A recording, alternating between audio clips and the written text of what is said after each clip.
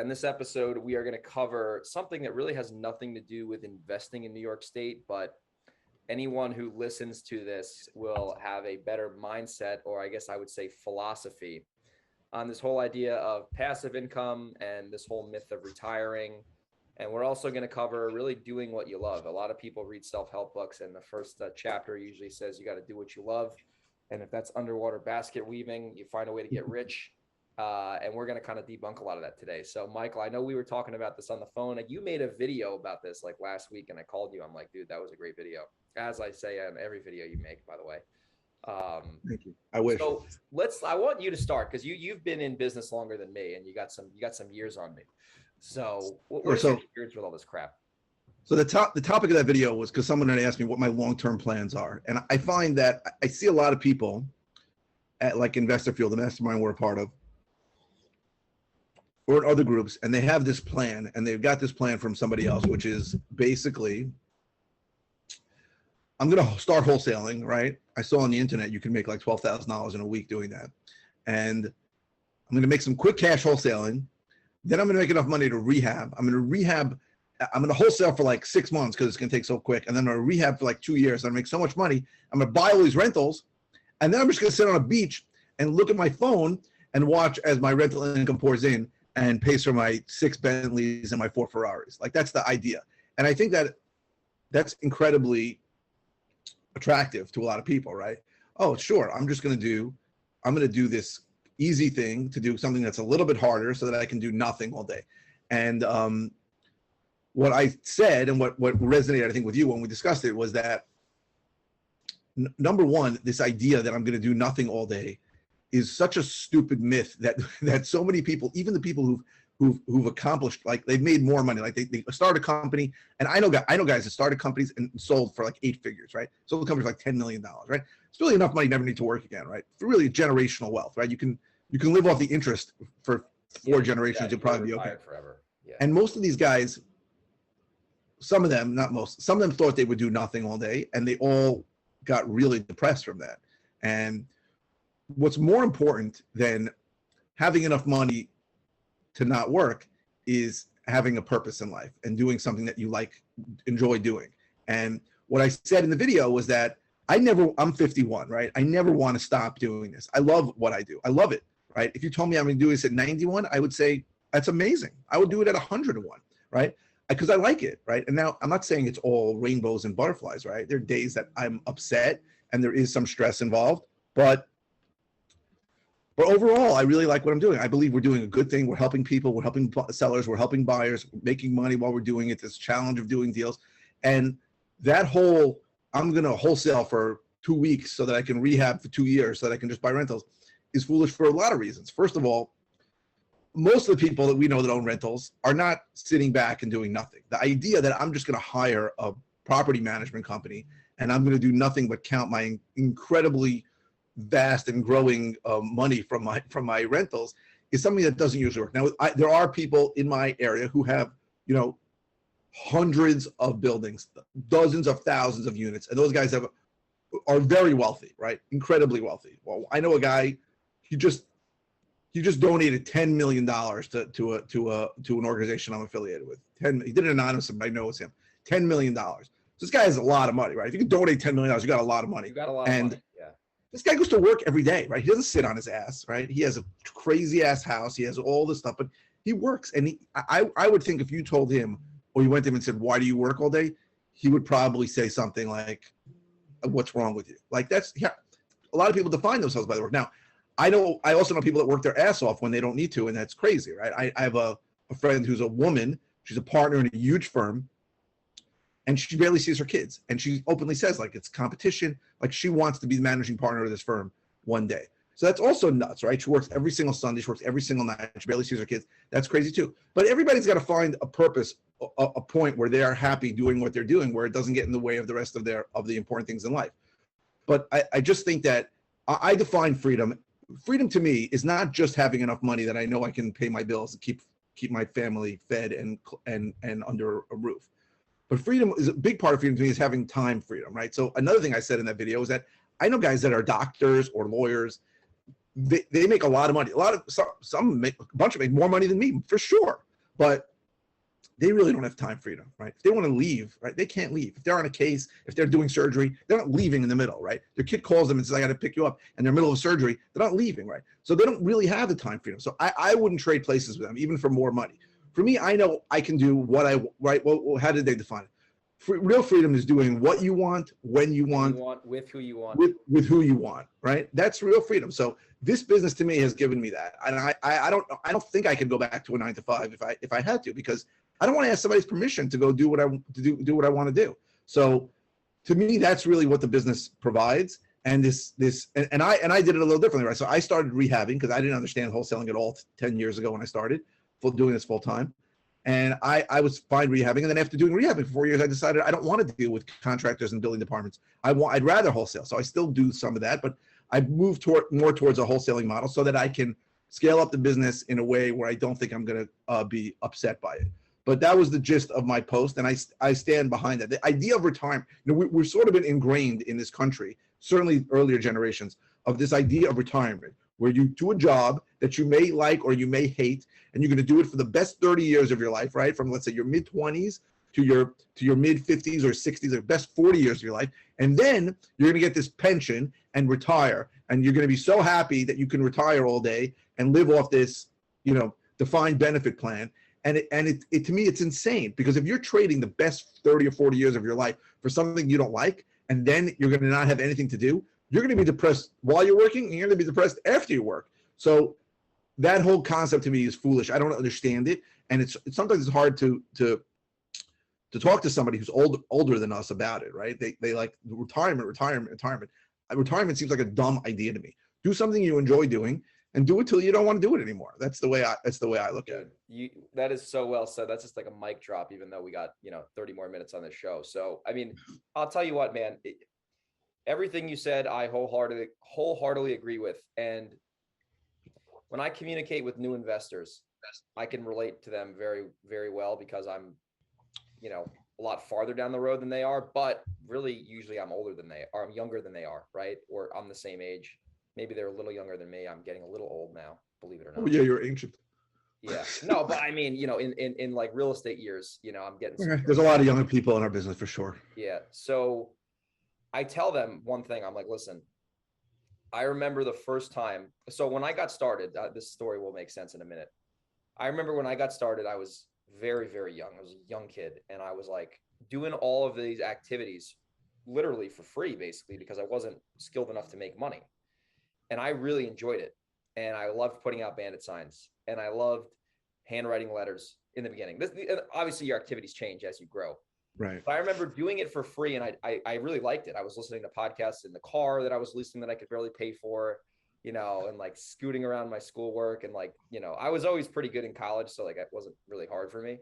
But I remember I was like, I'm doing this for free, and I like it. And I remember I got my first deal, and I had a check for like there was a small check. And I was like, holy shit, I just made money doing something that I enjoyed.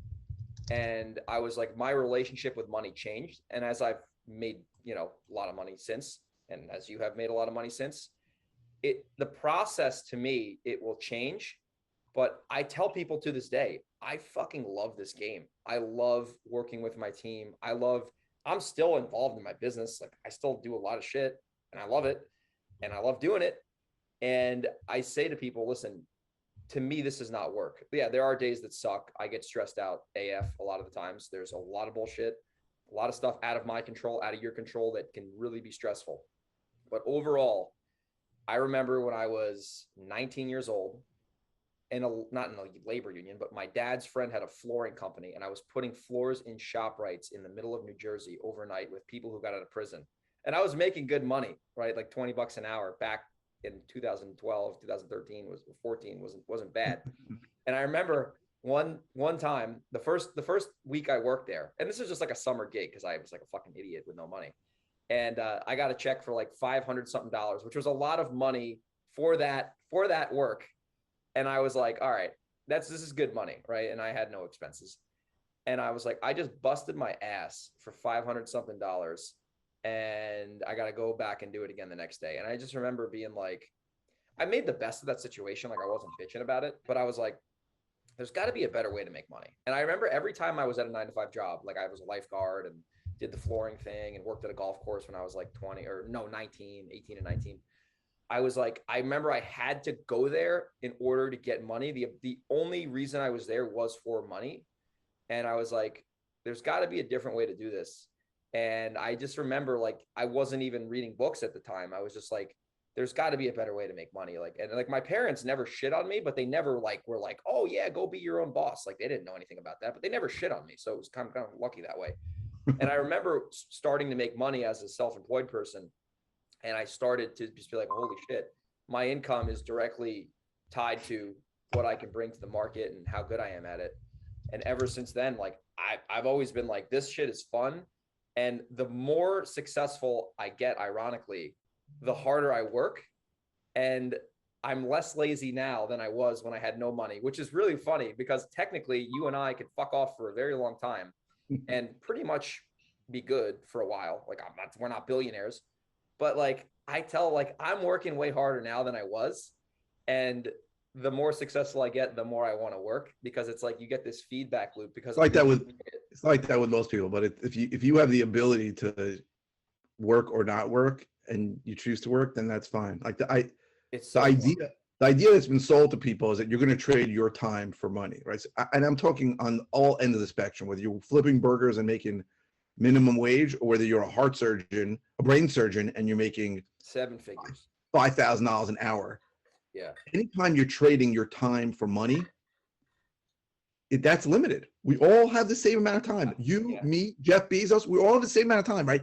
Whoever, Elon Musk, we all are awake for what, 16 hours a day? That's it, right? We sleep for some part of it. We all have to eat. We all have to crap. We all have to do stuff like that. So how many more hours can you do? You can't, right? And then if you want to enjoy your life, spend time with your family, go on vacation, do things that come up, helping your family, whatever it is. Every one of those reduces your time. So the idea to me that the idea to me to take a job where you trade your time for money is crazy. I took a job a long time ago, right?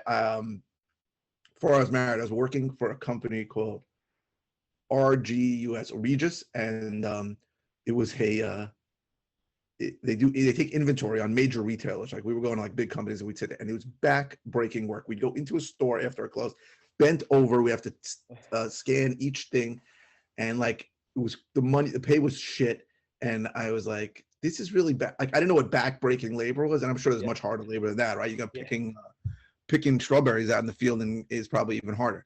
But like this back-breaking labor, but it's just a mindset. Like if you think that's all you've got to work with, then that's what you're going to do.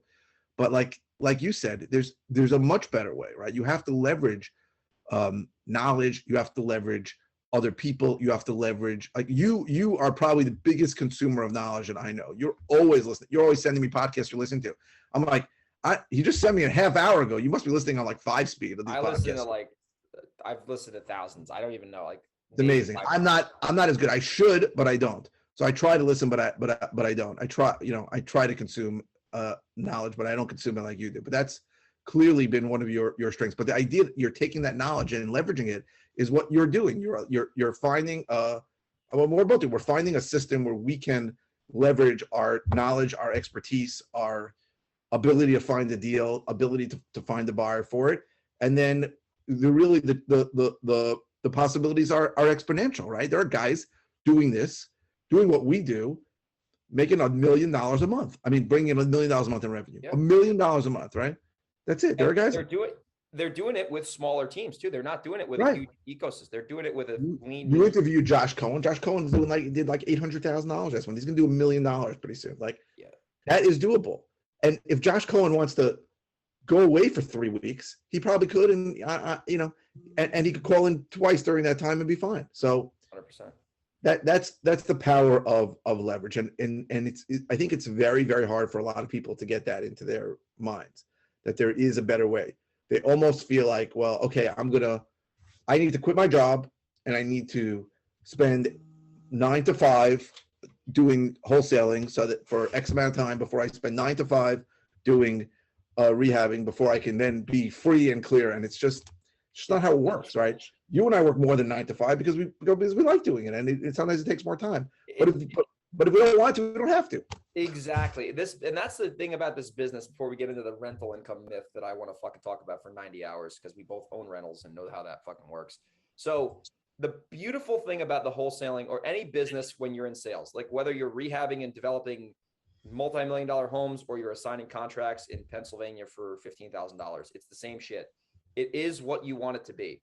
You do not need to have it be a massive behemoth business. And you can, if you're really good, like I would say, if you and I were trapped on an island for 2 hours with a laptop and a telephone and the knowledge we have, and I'm not trying to like flex on how smart we are, but we could sit there if we only had 2 hours and then we had to go, get our food for the night to cook, right? Ironically, I'm on like this carnivore diet, so I'd have to hunt a bison. But basically, we could find a way to make money in those 2 hours. And if anyone watching the show or listening to the show, if you only have 2 hours and you're really efficient, you can make money within those 2 hours. And eventually you'll make enough money to probably quit your job to then spend more time because most likely you will enjoy the business. I do know some people who don't enjoy the business and that's fine. And that's up to them. But I was telling my friend this the other day, we're on the beach hanging out and I was like, dude, I fucking love doing deals, man. Because we did a deal together and I gave him some money on a wholesale deal. He brought the buyer. And I was like, dude, I just fucking love this business, man. I'm like, and he could hear in my voice, I was like, bro, like there's nothing like it. Like, this is so fun. And he doesn't like the business as much as I do. And he's like, man, what should I do? Like, and I'm like, what do you like doing? And he's like, I really like making YouTube videos. I'm like, well, dude, you already have a business that makes you a lot. He has a big agency. And I'm like, dude, you already make really, really good money in your agency business. And he makes good money wholesaling. He literally does zero work. Like he just, gets leads. And I'm like, just put up more time into YouTube. And like, if that eventually makes you money, you're already making money. And then you can even use your YouTube channel that you're making that you like to promote your business. This guy's making millions of dollars a year just as YouTube influencers. There's guys making $1 million a week on YouTube if you really are good. I mean, listen, that's a whole nother, skill set. But there's just so many ways to use this business as like a utility tool to do whatever you want. And I know people we have some friends who they're lifestyle driven. They really like to work for 2 hours a day. They really love going. Like I have some friends who love going to Europe and fucking off and they have their VAs running their business. And that's great. I don't know if I would like that just because I like to be involved. I could do it. I would test it. But like at the end of the day, like you can make this business whatever you want. For sure. The second myth I want to cover before we wrap the show. Before we do rentals. Okay. Two things. So two things I just want to talk about what you said. So first of all, this concept of big team versus small team. There are guys who really want a big team. Like, Steve Enns, the guy in Vancouver. Yeah, he's a good guy. Very good guy. Great guy. He just rented like a huge office in like the most expensive building there. Yeah. And he wants to have like 40 acquisition guys, in the office banging a gong every time they do it. Like that's his vision for his business. That's fine. Right. I have no problem with that if that's what you want. But for me, I don't all those Keegley guys, they got 40 full-time employees that they pay a salary to. Crazy. Like that's not how I envision my business. I don't want that. I don't want to have to look every 2 weeks, every payday and see if I have $45,000 for payroll and watch that go out when I don't do as many deals as I want. So that's not my vision of the business. But if it's somebody's vision of the business, that's fine. By the way, Josh Cohen has a pretty big team, but then there are guys who have two small teams that do it. So I always err on the side of leaner and less overhead. There's one other thing you said that I forgot about. Was it the lifestyle business? Oh yeah. So I mean, it's really everybody's different, right? Some people want to golf, for 10 months out of the year. If they do, then that's fine. That's great, right? Oh, I know what it was. So it's actually from this book that I'm constantly reading called The Road Less Stupid. So he's like, listen, even Bill Gates, Jeff Bezos, and Elon Musk, he goes, the idea that they are not involved in their businesses. Oh my gosh, dude! I'm so happy you brought that. They're involved. He goes, now, Bill Gates is not typing code for people for the next Microsoft Outlook, and Elon Musk is not making cars, and Jeff Bezos isn't sitting there delivering packages. He goes, but the idea that they're not involved in the business is ridiculous. They're involved, right? They're involved as much as they want to, and at a CEO level. And I think that everybody has to decide what that involvement is. But the idea, we have this fallacy, this thing we've been sold this crazy bill of goods that You're going to get to point X, whatever that point is, a certain number of money in the bank, a certain number of deals, a certain size of the business, whatever it is. And then like a light bulb's going to go off and you're going to go, oh, I'm going to my private island that I just bought and I'm going to drink Mai Tais all day. And it's almost ridiculous if you think about it. If you think someone who really is involved in a business and loves that business is going to be happy not being involved in the business at all, it's not true. And we've heard I've heard so many stories of people that did that and really fell into a depression, right? Their entire sense of purpose went out the window, and they couldn't deal with it, right? We follow Alex Hormozy. That guy, he did that, right? He had an exit. We had an exit for like $28 million. He sold his company, and he was super depressed, and he was upset that he wasn't having cash flow coming in, even though he got a check for $28 million.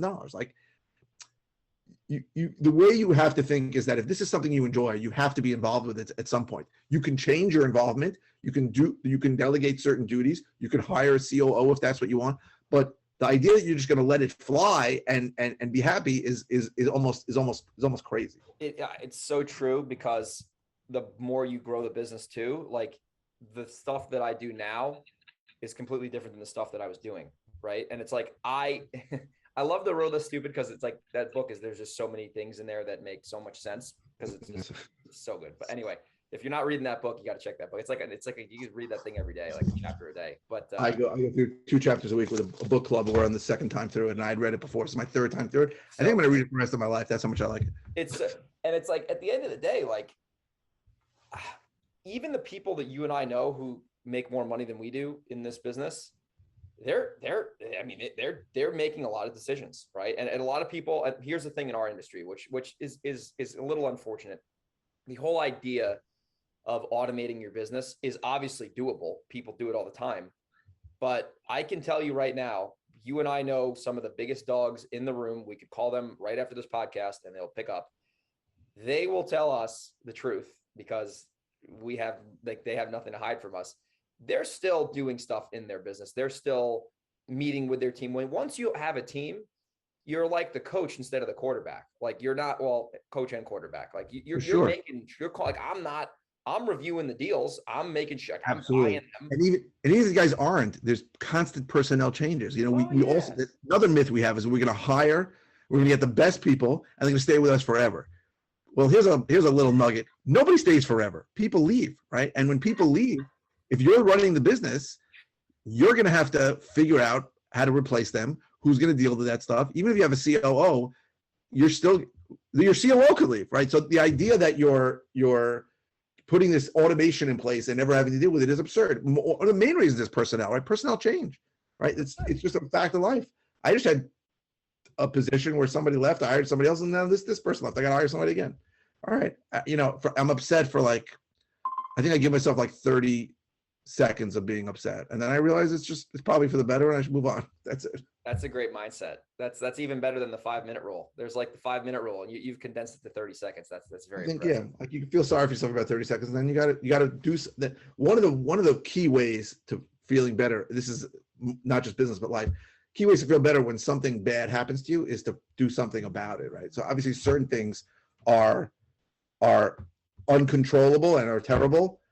Death of a loved one, something like that. But short of that, you probably can do something to improve. And the problem I think most people have is that they look at a lot of events in their life and they feel like they're out of their control, even though they aren't. Like, I'm broke. Okay, so then go do something, make some money, for example.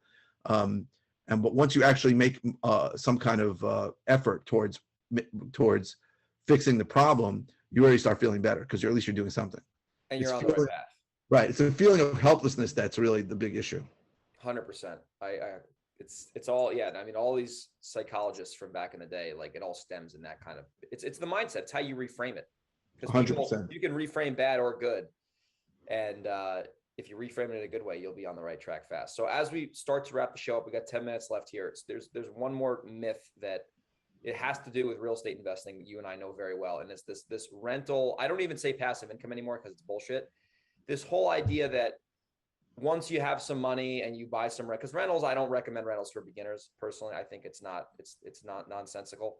Even if you're buying anyway, that's a whole other topic. But rental properties, from my experience, and I had 9 at a time, then I sold some, and now I have 4, right? So I don't have a ton of them, but I have enough to where it's, there's stuff I got to deal with.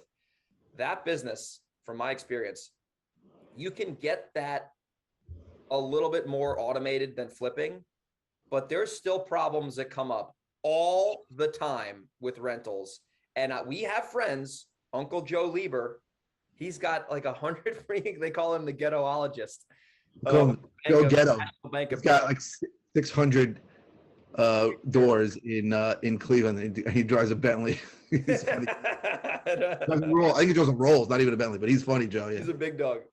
But even guys like that, you have to do shit with rentals. You cannot, if you make a rental passive, you are going to get smoked, steamrolled, especially if it's a multi-unit. For sure. And like, I speak about this a lot, but like, there are 2 guys I really, really respect in this business. There are a lot of guys I really respect in this, but 2 of them, they're both in Utah. One is Cody Hoffine and one is Jason Lewis. And they great guys. They said something that made me so happy. They said, and they have multi 7-figure businesses where they have big teams and they know what they're doing. They have forgotten more about this business than I'll ever know probably. And they said, whenever we take any part of our business, rentals, whatever it is, and we don't check on it for a few months, it always turns to shit. And I'm like, wow, if these guys are saying that, I can just imagine about my business. So that's also a myth that rental income is passive. Like I know guys who are huge in rental. They work every day. There's things coming up. And the idea is, I could just get a property manager. But the truth is, your property manager is going to screw things up. You have to manage the manager. And property managers leave, or they say, I'm not dealing with this building anymore, or this house anymore. So the idea that it's completely passive really doesn't fly.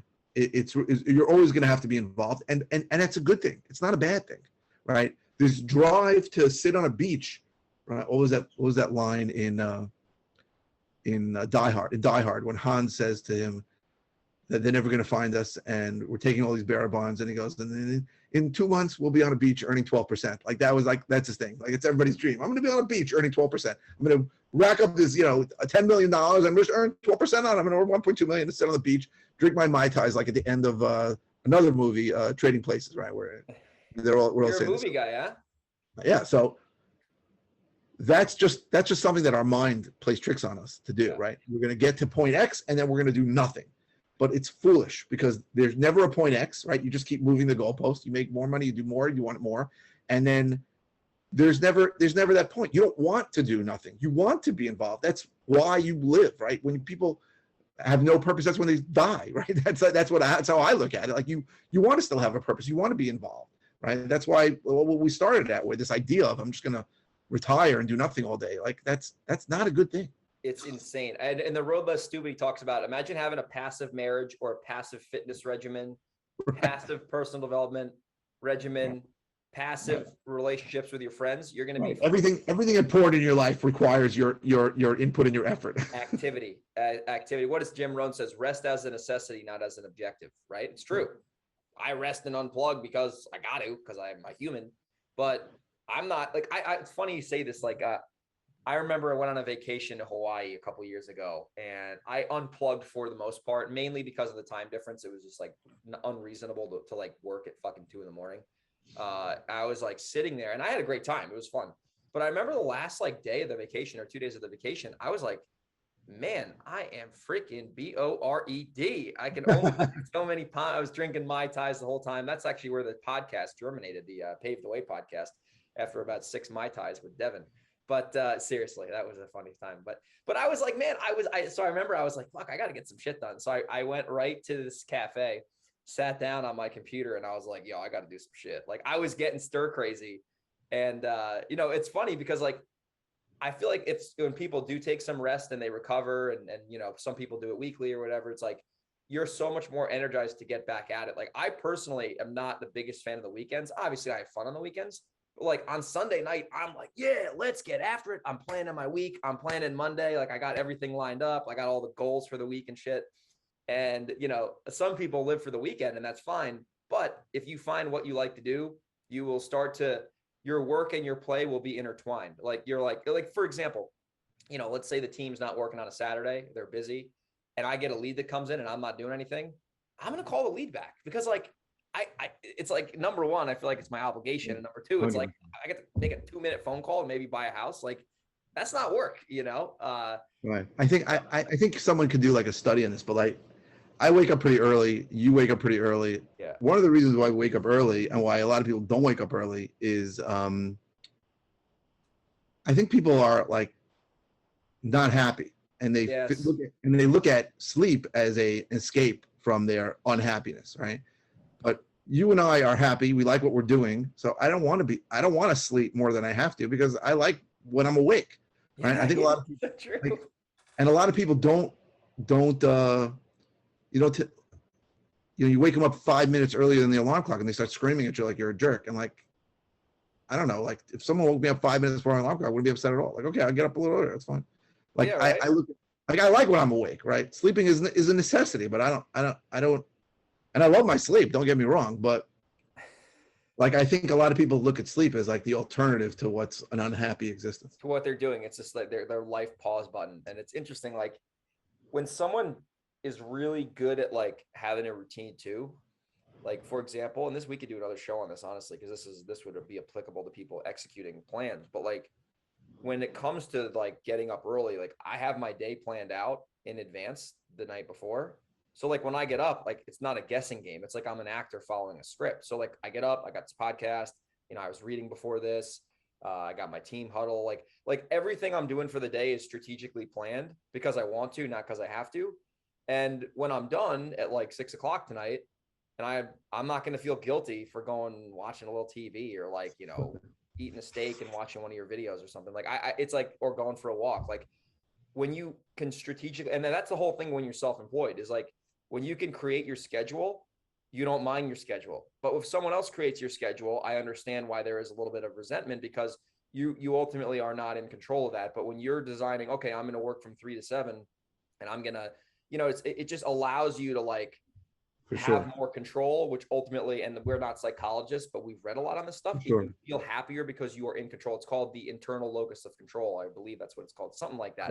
Correct. I mean, what they found, I think, is that people that live more structured lives live happier lives, which seems counterintuitive, right? You would think freedom. Whatever you'd want to do, that would make you happy. But the people who are like killing themselves are usually people who have everything, and the people who have some kind of struggle are the people who are finding a way to have a purpose in life and keep going. So planning your day. Some people look at you and go, planning your day. Why don't you just do whatever the hell you want? But that's because in reality, that doesn't end up making you happy or making you productive. It makes you less productive and less happy. It's like a ship without a rudder. It's like, it's like me, and then we'll end the show in a minute. It's like, if I wanted to drive to Long Island from San Diego, right, I could basically wing it. I kind of know how to get there because it's like 3 roads. But if I put the damn thing in my GPS and I have a target I'm looking for and there's a strategy to get there and I follow a plan, I'm going to get there in the most, maybe there's construction on one road, so it directs me a different way because I strategically planned it out. It's the same kind of thing. When you just have your day organized and you have control over it, it just allows your day to go as smooth as it possibly can. And it just straight up makes you happier. So to wrap the show up, we got to both jump off here in a minute. Make sure that you're getting into this business for the right reasons. Do not think that once you quote unquote make it, you're going to do nothing, because I guarantee you're going to be miserable. And understand that if you're buying rental properties, especially, they are not passive, they are active. You definitely have more of a predictable system if you know what you're doing. However, you're going to have to always be involved in your business to some extent. Don't listen to what people say. You're going to have to make some decisions, and it's going to ultimately make you feel better. And I hope everyone listening got value. And if they did get value, if they can leave us a review on iTunes and YouTube and whatnot, Spotify, it'd be greatly appreciated. Michael, I know you and I both got to run. I will catch you on the next episode. Bye-bye.